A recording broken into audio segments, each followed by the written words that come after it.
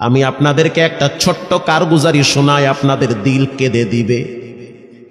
2016 সালের ঘটনা। তখন ঢাকায় মোহাম্মদপুর আমি খতমে তারাবির জন্য 2 জন হাফেজ নিয়োগ দেওয়া হবে কেন্দ্রীয় মসজিদে।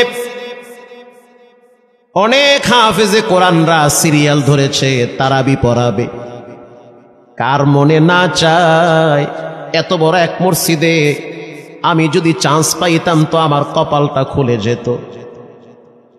শুক্রবার দিন সবাই দরখাস্ত রাখলো, ইন্টারভিউ শুরু হয়ে গেল। পরের জুমায় অসংখ্য ছাত্রদেরকে দেখছি খতমে তারাবির জন্য ইন্টারভিউ সিরিয়াল দিয়েছে।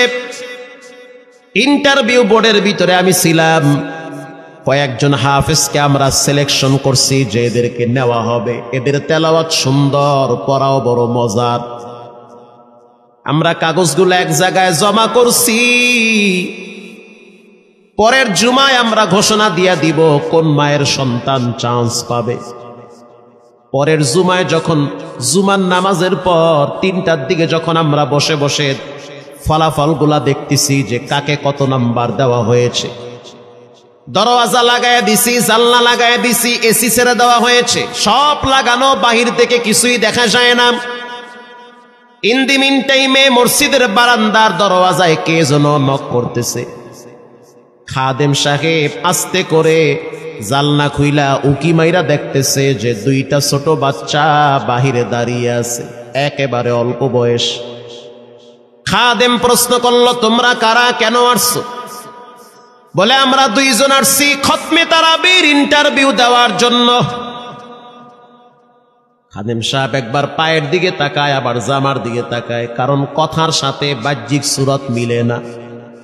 অন্য অন্য ছাত্রদেরকে দেখছি কত উন্নত পোশাক পরে, গেট আপ কত সুন্দর করে ইন্টারভিউ দেওয়ার জন্য আসছে। আর এই 2 জনের দিকে তাকায় দেখলাম মনে হয় রাস্তায় ভিক্ষা করতে করতে আইছে, মানায় না, একেবারে গরিব। খাদেম বলল, ইন্টারভিউর ম্যাচ শেষ, চলে যাও বাড়িতে, নেওয়া হবে না। যাদের ব্যাপারে পরীক্ষা নেওয়া হয়েছে তাদের ব্যাপারে ঘোষণা দেওয়া হবে। বাচ্চা 2টা নাসর বান্দা বলতে আছে, আমাদের তো টাকা নাই যে আমরা ভাড়া দিয়ে এখানে আসব। বাবায় বড় কষ্ট করে 2-4টা টাকা জমা কইরা পকেটে দিয়া পাঠায় দিছে, এজন্য আসতে দেরি হয়েছে। খাদেমের বড় মায়া লাগছে, কারণ খাদেমও গরিবের সন্তান। ভিতরে গিয়া মুয়াজ্জিম সাহেবের বলতে আছে, ও ভাই, বাহিরে 2টা বাচ্চা দাঁড়ায় আছে, ওরা নাকি হাফেজে কোরআন, কিন্তু দেখলে তো মানায় না। মুয়াজ্জিম সাহেব ধমক দিয়া বলতে আছে, কোনো সুযোগ নাই, তাড়ায় দাও। খাদেম গিয়া ইমামের কানে কানে বলতে আছে, হুজুর, বাহিরে 2টা বাচ্চা দাঁড়িয়ে আছে, চেহারার ভিতরে এত মায়া, কিন্তু বাহ্যিক সুরত মিলে না, ওরা নাকি কোরআনের হাফেজ। পাশেই তো রহমানিয়ার মুহাদ্দিস সাহেব বসা আছে, তিনি বলতে আছে, কি ব্যাপার, ফিস ফিস করে আপনি কি বলতেছেন? বলে, হুজুর, বাহিরে 2টা বাচ্চা দাঁড়িয়ে আছে, তারা খতমে তারাবির ইন্টারভিউ দিতে চায়। মুহাদ্দিস সাহেব বলল, কোনো কথা নাই, আল্লাহর ঘরের দরওয়াজা খুলে দাও, এখানে কোনো পার্সিয়ালিটি চলবে না। আল্লাহর ঘরের দরওয়াজা সবার জন্য খুলে দেওয়া হবে, আসতে দাও, ভিতরে বসতে দাও।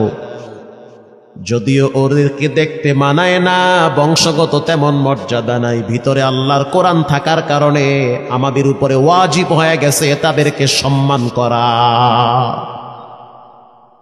কোন দিক থেকে মানায় না, কিন্তু ভিতরে আল্লাহর কোরআন আছে, এজন্য তাদের মর্যাদা অনেক বেশি। এবার বাচ্চা 2টা বাহিরে উজুখানায় গিয়া সুন্দর করে উজু বানাইল।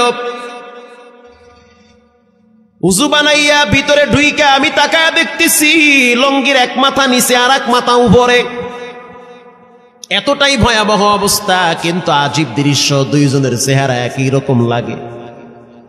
2 জনের চেহারা একই রকম লাগে, কে বড় কে ছোট বোঝা বড় কঠিন হয়ে গেছে।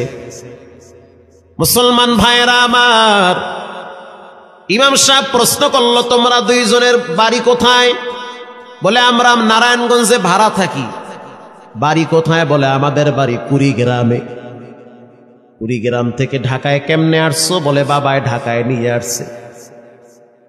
কয় মাসে কোরআন শরীফ খতম করেছ? বলে আমরা দুইজনে 11 মাসে 30 পারা কোরআন খতম করেছি। ইমাম সাহেব একবার চেহারার দিকে তাকায় আর একবার পায়ের দিকে তাকায়। স্থানীয় গণ্যমান্য অনেক ব্যক্তিরা তাকায় আছে এদের দিকে। ইমাম সাহেব বলতে আছে, বাবা তারাবির ইন্টারভিউ শেষ হয়ে গেছে, বাড়ি চলে যাও।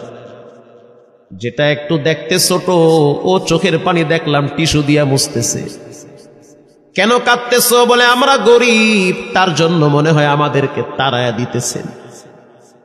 আমরা জানতাম না ইন্টারভিউ তাড়াতাড়ি শেষ হয়ে যাবে, আসতে দেরি হয়েছে কারণ আমাদের তো ভাড়া টাকা ছিল না, বাবায় কষ্ট করে কিছু টাকা দিয়েছে, সেটা দিয়ে এখানে আসছি। এবার মুহাদ্দিস সাহেব বলতে আছে, তাহলে একটা কাজ করো, তুমি কিছু তেলাওয়াত করে শোনাও। দুইজনেই উত্তর দিল যে আমরা তেলাওয়াত করলে তো আর নিবেন না, আপনারা প্রশ্ন করেন, আমরা দুইজনে উত্তর দিব। আমি তো আশ্চর্য হয়ে গেলাম, জীবনে কত হাফেজ দেখছি, এরকম হাফেজ দেখি নাই। প্রশ্ন করবেন, আমি উত্তর দিব। বুঝতে পারলাম ভিতরের খবর কেউ না জানলেও একজন জানেন, তিনি হলেন কে? মুহাদ্দিস সাহেব বলতে আছে, বাবা প্রশ্ন করব ঠিক আছে, তোমাদের মন মতো একটু তেলাওয়াত কইরা শোনাও। তেলাওয়াত যদি মানসম্মত হয় তাহলে ইন্টারভিউ নিব, যদি না হয় তাহলে ছাঁটাই করে দিব। এবার ছোট যেটা সেটা তেলাওয়াত শুরু করলো সূরা তাহা থেকে। তাহা মা আনজালনা আলাইকাল কুরআনা লিতাশকা। এত সুন্দর পড়া মনে হইতে আছে, আসমান থেকে কোরআন নাজিল হইতেছে। এত সুন্দর পড়া, কত রঙের ঢঙের পড়া শুনলাম, এই পড়া কোনোদিন শুনি নাই। আমি তাকায় দেখলাম স্থানীয় টিউনো সাহেবের চোখের পানি বায়া বায়া পড়তেছি। ইশারা দিতে আছে আরো তেলাওয়াত করতে বলেন। এই পড়া তো শুনলে আমার দিলের ময়লাগুলা কাটে। আল্লাহর ঘরে যখন গেছি বাইতুল্লাহ ফজরের টাইমে ইমাম সাহেব তেলাওয়াত করলে যেমন মনে হয়, মনে হইতে আছে ওই কোরআনের আওয়াজটা এখন এই মসজিদে বাজতেছে। ছোট বাচ্চাটা তেলাওয়াত করলো, বড় সন্তানটাও তেলাওয়াত করলো। এবার যারা হাফেজ সাহেব ছিল তারা প্রশ্ন শুরু করলো। যেখান থেকে প্রশ্ন করে পৃষ্ঠা ঠেকায়া দেয়, একটা জায়গায়ও আটকাইতে পারে না। এমনকি বাচ্চা দুইটা এটাও বলেছে, যদি আপনাদের যদি ধৈর্য থাকে তো আমরা দুইজনে পুরা 30 পারা এখানে এক দাঁড়ানে পড়ায়া দিব। আশা করি একটাও বাঁচবে না। এত সুন্দর পড়াশোনার পরে মোতাওয়াল্লি সাহেব বলল, সব বাদ, আমার কাছে এই দুইজনই পছন্দ হয়েছে। এই দুইজন রে মোতাওয়াল্লি সাহেব দাঁড়াইতে পারে না, হুইল চেয়ারে বসে থাকে, কাছে ডাইকা বুকের সাথে জড়ায়া ধরছে আর বলতে আছে, আল্লাহ এমন একটা সন্তান যদি আমার থাকতো জীবনটা ধন্য হয়ে যেত। আমার মৃত্যুর পরে একটু হইল তেরা কোরআন তেলাওয়াত করতে পারত। নিয়োগ হয়ে গেল, তারাবি শুরু হয়ে গেছে। মোহাম্মদপুর থানায় গিয়ে খবর নিয়ে দেখেন অনেক পুলিশরা এই বাচ্চার পিছনে দাঁড়ায় দাঁড়ায় নামাজ পড়ে চোখের পানি ছেড়ে কেঁদেছে। শুধু তাই নয়, অনেক হিন্দু মহিলারা পর্যন্ত রাস্তায় হাঁটার সময় তেলাওয়াতের আওয়াজে দাঁড়ায় দাঁড়ায় কোরআন শ্রবণ করেছে। শুধু তাই নয়, অনেক বড় বড় ডাকাত, মাস্তান, সন্ত্রাস, কিশোর গ্যাংয়েরা পর্যন্ত দাঁড়ায় দাঁড়ায় কোরআনের আওয়াজ শুনেছে। 17ই রমজান দেশে বদর দিবস, হাজার হাজার মুসল্লি দাঁড়িয়ে আছি। ইমাম সাহেব জানে না যে এরা দুইজনে আপন মায়ের পেটের ভাই হয়, এটা ইমামের জানা নাই। দুইজনে তারাবি চলতে আছে, চমৎকার পড়া, পিছনে শত শত মাওলানা মুফতি দাঁড়ায় থাকে। মনে হইতেছে তেলাওয়াতের আওয়াজে আর এক জগতে হারিয়ে যায়, এত সুন্দর পড়া। তারাবি শেষ হয়ে গেল, মুসাফা শুরু হয়ে গেল। বাচ্চা দুইটারে কেউ বুকের সাথে জড়ায়, কেউ কপালে চুমা দেয়, বলে আল্লাহর কোরআনকে চুমা দেই। হাজার হাজার মানুষ যখন আস্তে আস্তে নামাজ শেষ করে চলে গেল, একেবারে মসজিদের পিছনে বারান্দার পরে আরো একটা বারান্দা থাকে, ওই বারান্দায় এক লোক বসে বসে গামছা দিয়া চোখের পানি মুছতেছে।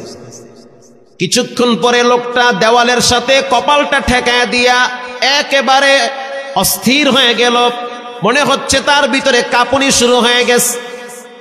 কিছু মুসল্লি গিয়া প্রশ্ন করলো, কি হয়েছে আপনার? বলে আমার কিছুই হয় নাই। টাকা লাগবে? বলে না, টাকা লাগবে না। তাহলে আপনি কেন এখানে কাঁদতেছেন? বলে আমি এমনি কাঁদতেছি, এটা কষ্টের কান্না না, এটা খুশির কান্না। এটা কষ্টের কান্না না, এটা খুশির কান্না, আনন্দর কান্না। আল বুকাউ মিনাল ফারাহ। অতি সুখে মানুষ কখনো কখনো কেঁদে দেয়, চোখের পানি ছেড়ে দেয়। ইমাম সাহেব বলল, পিছনে কে? লোকটা তাকে সামনে নিয়ে আসে। এবার লোকটাকে যখন কিছু দূর সামনে আনা হইল, ওই বাচ্চা দুইটা মসজিদের ভিতর থেকে দৌড় মাইরা গিয়া বলতে আছে, এই লোকটা আমার আব্বা, ইনি আমার আব্বা হয়। ধমক দিবেন না, রাগ করবেন না। আমার আব্বা ঢাকা শহরে রিক্সা চালায়, রিক্সা চালায় চালায় আমাদের দুইটা ভাইরে কোরআনের হাফেজ বানাইছে। ইমাম সাহেব ধমক দিয়ে বলতে আছে, আপনি কেন দেরি করলেন? আগে কেন আসলেন না? রিক্সাওয়ালা বলতে আছে, আমি যদি আগে আসতাম আর যদি পরিচয় দিতাম আমি রিক্সাওয়ালা, হয়তো আমার বাচ্চা দুইটারে মানুষ খোটা দিবে যে রিক্সাওয়ালার পোলা। এজন্য আমি আসি নাই। দূর থেকে নামাজে কোরআন তেলাওয়াত শুইলা আবার আস্তে করে দূরে চলে যাই। মাঝে মাঝে বাচ্চা দুইটার সাথে দূর থেকে আইসা দেখা করি। এটাই হলো কোরআনের বরকত। পরে শুনতে পারলাম এই বাচ্চা দুইটার মাও নাকি গাড়ি অ্যাক্সিডেন্টে মারা গেছে, লাশ পড়ে আছে সেই কুড়িগ্রামে। একটা ছেলের নাম জুবায়ের আর একটার নাম হলো তালহা। রিক্সাওয়ালা বলতে আছে, আমার আফসোস নাই, কষ্ট হলো এক জায়গায়, সেটা হলো ঈদের সময় বাচ্চাগুলা তো বাড়িতে যাবে, বাড়িতে যাওয়ার পরে দেখবে ওদের মায়ের লাশ কবরে পড়ে আছে। ডানে বামে মাটি, সামনে পিছনে মাটি, মাটির ঘর, অন্ধকার কবরে মা ঘুমায়। ঈদের দিন এমন কোন দরদি নাই যে আমার বাচ্চাগুলারে সান্ত্বনা দিবে। গত ঈদেও দেখছি বাচ্চা দুইটা মায়ের কবরের পাশে দাঁড়ায় দাঁড়ায় লম্বা টাইম কেঁদেছিল। আমাদের ঘরে কোনো ঈদ নাই। রিক্সাওয়ালাকে সান্ত্বনা দেওয়া হইল, নসিব আপনার ভালো, কপাল খুলে গেছে। দুইটা সন্তান হীরার টুকরা এমন ভাবে তৈরি করেছেন, মনে হইতে আছে জিন্দা কোরআন হাঁটতেছে। এজন্য সন্তানগুলাকে দিনদার বানান, ঠকবেন না। বর্তমান জমানায় মানুষ বড় স্বার্থপর। একমাত্র কলিজার টুকরা মা বাবার জন্য যেই দোয়াটা করে ওটা অন্য কেউ সহজে করতে চায় না। কথা ঠিক না ব্যাঠিক?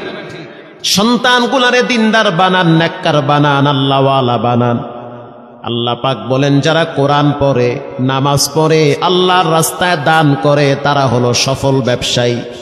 এখানে এমন মানুষ বসা আছেন যে নিজের হাতে নিজের মায়ের কবরে রাখছেন, নিজের হাত দিয়া নিজের আব্বারে কবরে ফালায়া রাখছেন।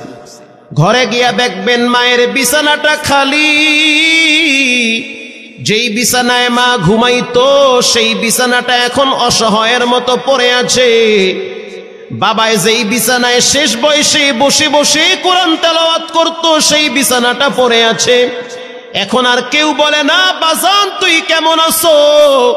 এই কথাগুলা মা বাবার মুখ থেকে সবচেয়ে বেশি বের হইতো। মা বাবার জন্য এখন চাইলেও তো কিছু করতে পারেন না। আজকে যদি আপনার মা বাবা থাকতো, খাওয়ানো লাগতো, চিকিৎসা করার লাগতো, অসুস্থ মাকে নিয়ে ভোলা মেডিকেলে যাওয়া লাগতো, অসুস্থ আব্বারে নিয়ে লঞ্চে করে ঢাকা মেডিকেলে যাওয়া লাগতো। এখন মাও নাই, বাবাও নাই, টাকা আছে, চাইলেও খরচ করতে পারেন না। সহজ একটা রাস্তা বের করে দেই, এর চেয়ে সুবর্ণ সুযোগ আপনি পাবেন কোথায়? আব্বারে তো থাকলে খাওয়াইতেন ভাত, না তো আর করতে পারতেন না। আমি আপনাদেরকে একটা ছোট্ট কারগুজারি শোনাই, আপনাদের দিল কেঁদে দিবে। 2016 সালের ঘটনা। তখন ঢাকায় মোহাম্মদপুর আমি খতমে তারাবির জন্য 2 জন হাফেজ নিয়োগ দেওয়া হবে কেন্দ্রীয় মসজিদে। অনেক হাফেজে কোরআনরা সিরিয়াল ধরেছে, তারাবি পড়াবে। কার মনে না চায় এত বড় এক মসজিদে আমি যদি চান্স পাইতাম তো আমার কপালটা খুলে যেত। শুক্রবার দিন সবাই দরখাস্ত রাখলো, ইন্টারভিউ শুরু হয়ে গেল। পরের জুমায় অসংখ্য ছাত্রদেরকে দেখছি খতমে তারাবির জন্য ইন্টারভিউ সিরিয়াল দিয়েছে। ইন্টারভিউ বোর্ডের ভিতরে আমি ছিলাম। কয়েকজন হাফেজকে আমরা সিলেকশন করছি যে এদেরকে নেওয়া হবে। এদের তেলাওয়াত সুন্দর, পড়াও বড় মজার। আমরা কাগজগুলো এক জায়গায় জমা করছি।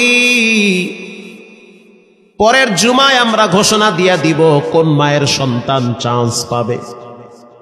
পরের জুমায় যখন জুমার নামাজের পর 3টার দিকে যখন আমরা বসে বসে ফলাফলগুলা দেখতেছি যে কাকে কত নাম্বার দেওয়া হয়েছে, দরওয়াজা লাগায় দিছি, জানলা লাগায় দিছি, এসি ছেড়ে দেওয়া হয়েছে, সব লাগানো, বাহির থেকে কিছুই দেখা যায় না। ইন দি মিন টাইমে মসজিদের বারান্দার দরওয়াজায় কে যেন নক করতেছে। খাদেম সাহেব আস্তে করে জালনা খুইলা উকি মাইরা দেখতেছে যে 2টা ছোট বাচ্চা বাহিরে দাঁড়িয়ে আছে, একেবারে অল্প বয়স। খাদেম প্রশ্ন করলো, তোমরা কারা, কেন আসছো? বলে, আমরা 2 জন আসছি খতমে তারাবির ইন্টারভিউ দেওয়ার জন্য। খাদেম সাহেব একবার পায়ের দিকে তাকায়, আবার জামার দিকে তাকায়, কারণ কথার সাথে বাহ্যিক সুরত মিলে না। অন্য অন্য ছাত্রদেরকে দেখছি কত উন্নত পোশাক পরে, গেট আপ কত সুন্দর করে ইন্টারভিউ দেওয়ার জন্য আসছে। আর এই 2 জনের দিকে তাকায় দেখলাম মনে হয় রাস্তায় ভিক্ষা করতে করতে আইছে, মানায় না, একেবারে গরিব। খাদেম বলল, ইন্টারভিউর ম্যাচ শেষ, চলে যাও বাড়িতে, নেওয়া হবে না। যাদের ব্যাপারে পরীক্ষা নেওয়া হয়েছে তাদের ব্যাপারে ঘোষণা দেওয়া হবে। বাচ্চা 2টা নাসরবান্দা বলতে আছে, আমাদের তো টাকা নাই যে আমরা ভাড়া দিয়ে এখানে আসব। বাবায় বড় কষ্ট করে 2-4টা টাকা জমা কইরা পকেটে দিয়া পাঠায় দিছে, এজন্য আসতে দেরি হয়েছে। খাদেমের বড় মায়া লাগছে, কারণ খাদেমও গরিবের সন্তান। ভিতরে গিয়া মুয়াজ্জিম সাহেবের বলতে আছে, ও ভাই, বাহিরে 2টা বাচ্চা দাঁড়ায় আছে, ওরা নাকি হাফেজে কোরআন, কিন্তু দেখলে তো মানায় না। মুয়াজ্জিম সাহেব ধমক দিয়া বলতে আছে, কোনো সুযোগ নাই, তাড়ায় দাও। খাদেম গিয়া ইমামের কানে কানে বলতে আছে, হুজুর, বাহিরে 2টা বাচ্চা দাঁড়িয়ে আছে, চেহারার ভিতরে এত মায়া, কিন্তু বাহ্যিক সুরত মিলে না, ওরা নাকি কোরআনের হাফেজ। পাশেই তো রহমানিয়ার মুহাদ্দিস সাহেব বসা আছে, তিনি বলতে আছে, কি ব্যাপার, ফিস ফিস করে আপনি কি বলতেছেন? বলে, হুজুর, বাহিরে 2টা বাচ্চা দাঁড়িয়ে আছে, তারা খতমে তারাবির ইন্টারভিউ দিতে চায়। মুহাদ্দিস সাহেব বলল, কোনো কথা নাই, আল্লাহর ঘরের দরওয়াজা খুলে দাও, এখানে কোনো পার্সিয়ালিটি চলবে না। আল্লাহর ঘরের দরওয়াজা সবার জন্য খুলে দেওয়া হবে, আসতে দাও, ভিতরে বসতে দাও। যদিও ওদেরকে দেখতে মানায় না, বংশগত তেমন মর্যাদা নাই, ভিতরে আল্লাহর কোরআন থাকার কারণে আমাদের উপরে ওয়াজিব হয়ে গেছে তাদেরকে সম্মান করা। কোন দিক থেকে মানায় না, কিন্তু ভিতরে আল্লাহর কোরআন আছে, এজন্য তাদের মর্যাদা অনেক বেশি। এবার বাচ্চা 2টা বাহিরে উজুখানায় গিয়া সুন্দর করে উজু বানাইল। উজু বানাইয়া ভিতরে ঢুইকা আমি তাকায়া দেখতেছি লঙ্গির এক মাথা নিচে আর এক মাথা উপরে, এতটাই ভয়াবহ অবস্থা। কিন্তু আজীব দৃশ্য, 2 জনের চেহারা একই রকম লাগে, 2 জনের চেহারা একই রকম লাগে। কে বড় কে ছোট বোঝা বড় কঠিন হয়ে গেছে। মুসলমান ভাইরা আমার, ইমাম সাহেব প্রশ্ন করলো, তোমরা 2 জনের বাড়ি কোথায়? বলে, আমরা নারায়ণগঞ্জে ভাড়া থাকি। বাড়ি কোথায়? বলে, আমাদের বাড়ি কুড়িগ্রামে। কুড়িগ্রাম থেকে ঢাকায় কেমনে আসছো? বলে, বাবায় ঢাকায় নিয়ে আসছে। কয় মাসে কোরআন শরীফ খতম করেছ? বলে, আমরা 2 জনে 11 মাসে 30 পারা কোরআন খতম করেছি। ইমাম সাহেব একবার চেহারার দিকে তাকায় আর একবার পায়ের দিকে তাকায়। স্থানীয় গণ্যমান্য অনেক ব্যক্তিরা তাকায় আছে এদের দিকে। ইমাম সাহেব বলতে আছে, বাবা, তারাবির ইন্টারভিউ শেষ হয়ে গেছে, বাড়ি চলে যাও। যেটা একটু দেখতে ছোট, ও চোখের পানি দেখলাম টিস্যু দিয়া মুছতেছে। কেন কাঁদতেছো? বলে আমরা গরিব, তার জন্য মনে হয় আমাদেরকে তাড়ায়া দিতেছেন। আমরা জানতাম না ইন্টারভিউ তাড়াতাড়ি শেষ হয়ে যাবে, আসতে দেরি হয়েছে কারণ আমাদের তো ভাড়া টাকা ছিল না, বাবায় কষ্ট করে কিছু টাকা দিয়েছে, সেটা দিয়ে এখানে আসছি।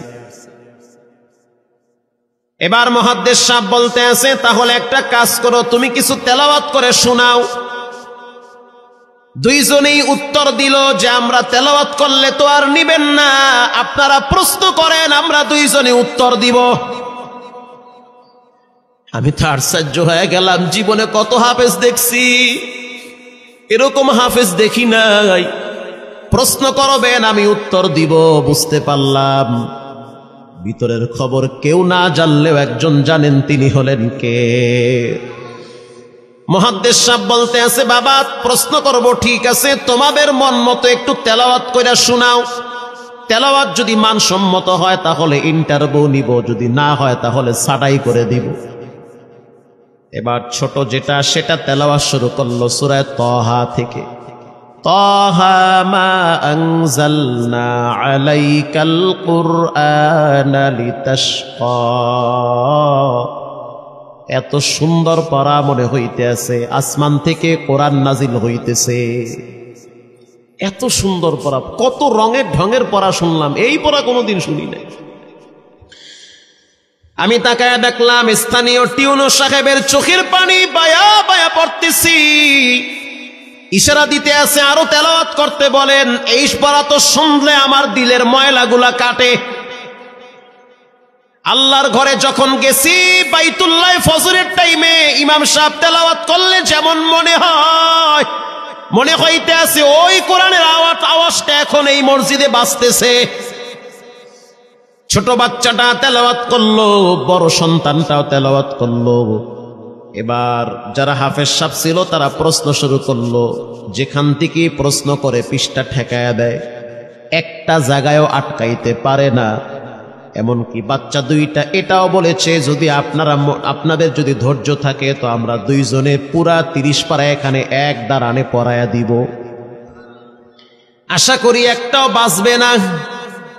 এত সুন্দর পড়াশোনার পরে মোতাওয়াল্লি সাহেব বলল, সব বাদ, আমার কাছে এই দুইজনই পছন্দ হয়েছে। এই দুইজন রে মোতাওয়াল্লি সাহেব দাঁড়াইতে পারে না, হুইল চেহারে বসে থাকে, কাছে ডাইকা বুকের সাথে জড়ায়া ধরছে আর বলতে আছে, আল্লাহ এমন একটা সন্তান যদি আমার থাকতো, জীবনটা ধন্য হয়ে যেত। আমার মৃত্যুর পরে একটু হইল তেরা কোরআন তেলাওয়াত করতে পারত। নিয়োগ হয়ে গেল, তারাবি শুরু হয়ে গেছে। মোহাম্মদপুর থানায় গিয়া খবর নিয়ে দেখেন, অনেক পুলিশরা এই বাচ্চার পিছনে দাঁড়ায় দাঁড়ায় নামাজ পড়ে চোখের পানি ছেড়ে কেঁদেছে। শুধু তাই নয়, অনেক হিন্দু মহিলারা পর্যন্ত রাস্তায় হাঁটার সময় তেলাওয়াতের আওয়াজে দাঁড়ায় দাঁড়ায় কোরআন শ্রবণ করেছে। শুধু তাই নয়, অনেক বড় বড় ডাকাত, মাস্তান, সন্ত্রাস, কিশোর গ্যাংয়েরা পর্যন্ত দাঁড়ায় দাঁড়ায় কোরআনের আওয়াজ শুনেছে।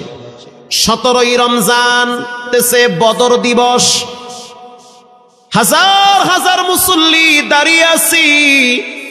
ইমাম সাহেব জানে না যে এরা দুইজনে আপন মায়ের পেটের ভাই হয়, এটা ইমামের জানা নাই।